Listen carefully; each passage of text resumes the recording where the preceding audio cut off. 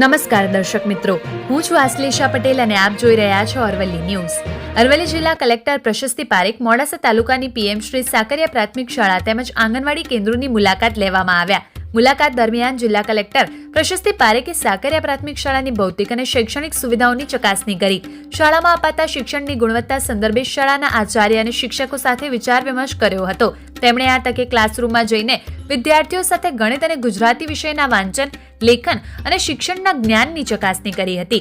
કલેક્ટરે શાળાની મુલાકાત દરમિયાન બાલવાટિકા અને પહેલા બીજા ધોરણના શાળામાં અભ્યાસ કરતા વિદ્યાર્થીઓ સાથે શૈક્ષણિક રમતો રમીને મૂળભૂત અધિકારોથી પણ વાકેફ કરી મૂલ્યનિષ્ઠ શિક્ષણ આપવા શાળાના આચાર્ય અને શિક્ષકગણને ખાસ ભારપૂર્વક જણાવ્યું હતું. સાથે શાળામાં કાર્યરત મધ્યાહન ભોજન યોજના હેઠળ બાળકોને અપાતા પોષણ અને આરોગ્ય સંબંધિત સેવાઓ, પૂરક આહારની જાણકારી મેળવીને વિદ્યાર્થીઓ પાસે મધ્યાહન ભોજન લેતા આનંદ વ્યક્ત કર્યો હતો.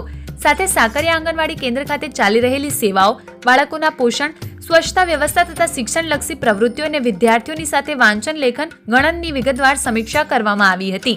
આ ઉપરાંત આંગણવાડી કેન્દ્રોના નાના બાળકો સાથે સશક્ત બનવા માટે બજારમાં મળતા નમકીન પડીકા ન ખાવા અને ફળ ખાવા માટે અને મોબાઈલથી દૂર રહેવા માર્ગદર્શન પૂરું પાડ્યું હતું. ત્યારે જિલ્લા કલેક્ટરે વિદ્યાર્થીઓને અપાતા શિક્ષણ પર સંતોષની લાગણી વ્યક્ત કરીને શાળાને શુભેચ્છાઓ પાઠવી હતી.